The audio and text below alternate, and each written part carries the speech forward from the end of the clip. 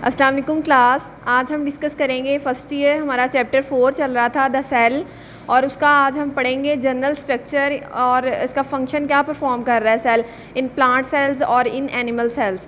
तो सबसे पहले एक स्ट्रक्चर पढ़ने से पहले हमें माइक्रोस्कोप का पता हो, क्योंकि माइक्रोस्कोप की मदद से ही हम जो है सेल का स्ट्रक्चर जो है वाज़िया करके देख सकते हैं।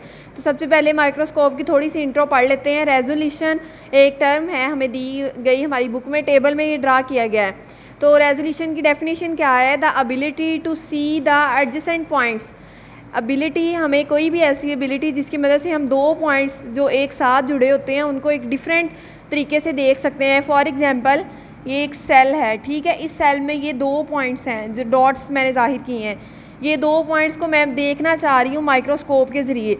तो इन दो पॉइंट्स को जब मैं माइक्रोस्कोप से देखूँगी तो ये दो मुझे पॉइंट्स एक यहाँ पे और एक यहाँ पे with different structure and function नज़र आएगा। तो ये जो इस दो एडजेसेंट पॉइंट्स को दो डिफरेंट पॉइंट्स पे देखने की पावर जो होती है या एबिलिटी जो होती है उसको हम रेजोल्यूशन कहते हैं।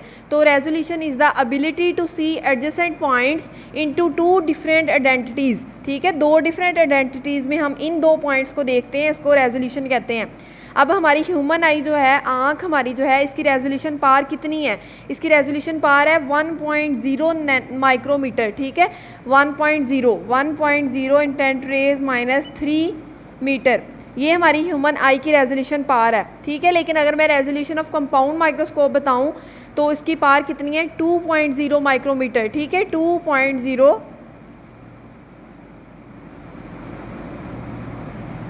तो देख लो, ये ह्यूमन आई की से कंपैरिजन इसका किया जाए तो ये 500 टाइम जो है ये ह्यूमन आई से ज़्यादा रेजोलेट करके चीज़ को दिखा सकती है। फॉर एग्जांपल अगर मैं इन दो डॉट्स को देखूँ ह्यूमन आई के ज़रिए तो मुझे जस्ट दो डॉट नज़र आ रहे हैं, लेकिन अगर मैं यही कंपाउंड माइक्रोस्कोप में देखूँगी तो ये डॉट्स मुझे बड़े होके और एक वाज़िया स्ट्रक्चर के साथ नज़र आएंगे। ठीक है, तो इसकी रेजोल्यूशन पावर कितनी है? 500 टाइम्स है मोर देन है ह्यूमन आई। अगर मैं कंपाउंड माइक्रोस्कोप के स्ट्रक्चर की बात करूं तो कंपाउंड माइक्रोस्कोप जो हमारा है वो टू लेंसेज पे मुश्तमिल होता है। ठीक है, एक को कहते हैं ओकुलर लेंस और दूसरा होता है हमारा ऑब्जेक्टिव लेंस। जो ओकुलर लेंस होता है उसे हम आई पीस भी कहते हैं। ठीक है, इसका सेकंड नेम है आई पीस।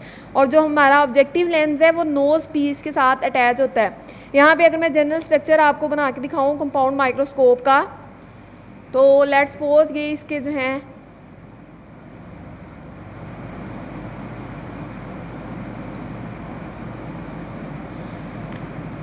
ये जो मेरा होगा ये होगा ओकुलर लेंस, आई पीस जिसे मैं कहती हूँ, और इसी के साथ जो है ऑब्जेक्टिव लेंस जो होगा जिसे मैं नोज पीस कहूँगी। ये तीन जो है ये हमारे ऑब्जेक्टिव लेंस हैं। अब अगर मैं पावर की बात करूं कि कंपाउंड माइक्रोस्कोप जो है उसमें डिफरेंट लेंसेज यूज़ किए जाते हैं। हर एक लेंस की बेटा डिफरेंट पावर होती है जिसके ज़रिए से हम कितने गुना उस इमेज को बढ़ा करके देख सकते हैं। तो जो कंपाउंड माइक्रोस्कोप है उसमें फ़र्स्ट लेंस की पावर 20x होती है, सेकेंड लेंस की पावर 40x होती है और 100x थर्ड लेंस की पावर होती है। अब x का मतलब क्या है कि इस लेंस के ज़रिए से हम एक इमेज को 20 गुना बढ़ा करके देख सकते हैं उसकी ओरिजिनल पोजीशन से। 40x का मतलब क्या है कि 40 गुना हम बढ़ा करके उसे देख सकते हैं। 100 टाइम का मतलब क्या है कि 100 गुना हम बढ़ा करके उसे देख सकते हैं। अच्छा, मैग्निफिकेशन, रेजोल्यूशन के बाद सेकंड टर्म है हमारी मैग्निफिकेशन। तो मैग्निफिकेशन क्या होती है? अगर मैं ओकुलर लेंस और ऑब्जेक्टिव लेंस की पावर को मल्टीप्लाई कर दूं तो जो मेरे पास आएगी वो मैग्निफिकेशन आएगी। बाज़ का बोर्ड में शॉर्ट क्वेश्चन पूछा जाता है, right a note on difference between resolution and magnification. तो मैग्निफिकेशन क्या है कि multiplication of power of ocular lens and objective lens. तो फॉर एग्जांपल अगर मैं कहती हूँ मेरा ओकुलर लेंस जो है उसकी पावर 10 है और ऑब्जेक्टिव लेंस जो है उसकी पावर 40 है, तो मेरी मैग्निफिकेशन कितनी बन जाएगी? 400।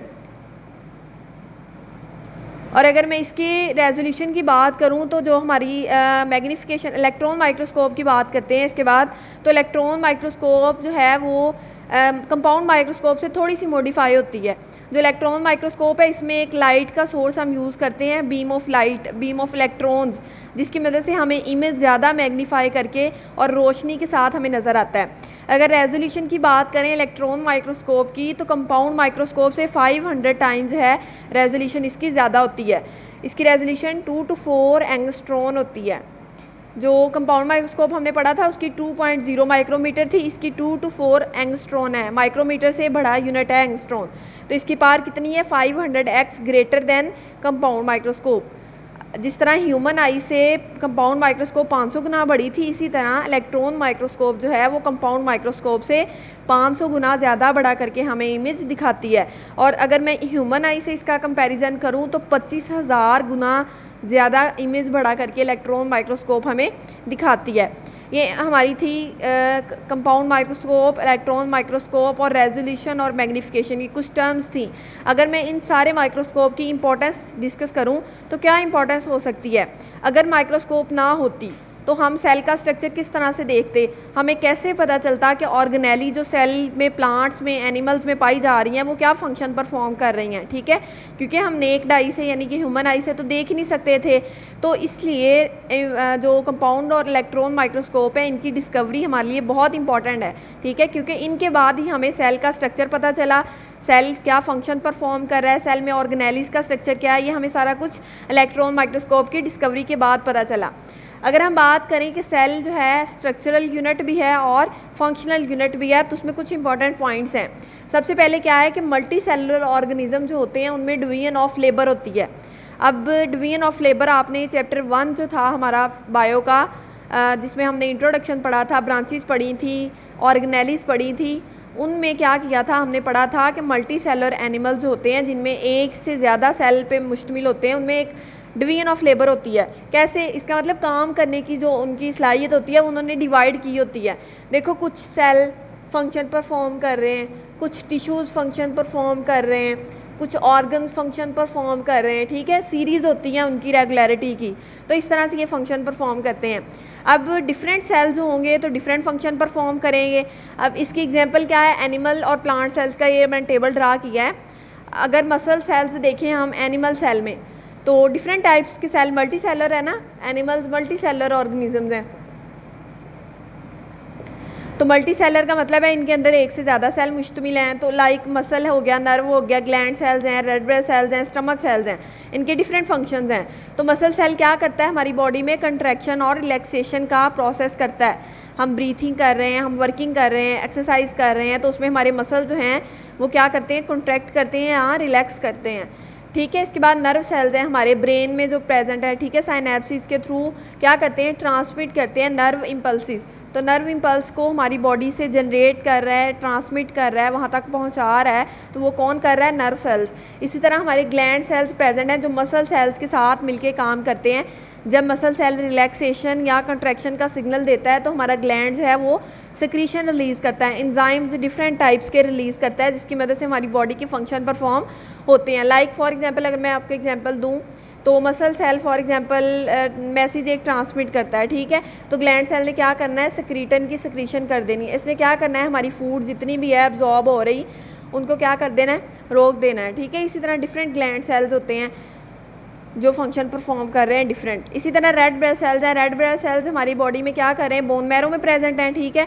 और गैसेस को ट्रांसपोर्ट करते हैं। गैसेस कौन सी? ऑक्सीजन होगी, कार्बन डाइऑक्साइड होगी, इन डिफरेंट गैसेस को ये क्या करते हैं? ट्रांसपोर्ट कर रहे हैं। इसी तरह स्टमक सेल जो है हमारा, स्टमक में कुछ सेल्स प्रेजेंट हैं जो क्या करते हैं? सिक्रीट करते हैं। गैस्ट्रिक जूस हो गया, सिक्रीटन हो गया, ठीक है? इन जूस की मदद से क्या होता है? हमारी बॉडी के अंदर डाइजेशन का प्रोसेस ज़्यादा अच्छे तरीके से होता है। ये था प्लांट एनिमल सेल जिनके अंदर डिफरेंट सेल्स के डिफरेंट फंक्शन परफॉर्म करते हैं। इसी तरह प्लांट सेल की अगर बात करें तो प्लांट सेल भी मल्टी सेलर ऑर्गेनिज्म है, ठीक है? मल्टी सेलर ऑर्गेनिज्म है, इसका मतलब इसमें भी एक से ज़्यादा सेल है और वो हर सेल अपना डिफरेंट फंक्शन परफॉर्म कर रहा है। अगर जाइलम सेल की मैं बात करूँ तो जाइलम सेल क्या करता है? कंडक्ट करता है वाटर एंड मिनरल साल्ट, यानी कि पूरी रूट से पूरे प्लांट के लीव्स तक, स्टेम तक जो जाइलम सेल है वो क्या करता है? मिनरल्स और वाटर को अब्जॉर्ब करता है और प्लांट के डिफरेंट पार्ट्स तक पहुंचाता है।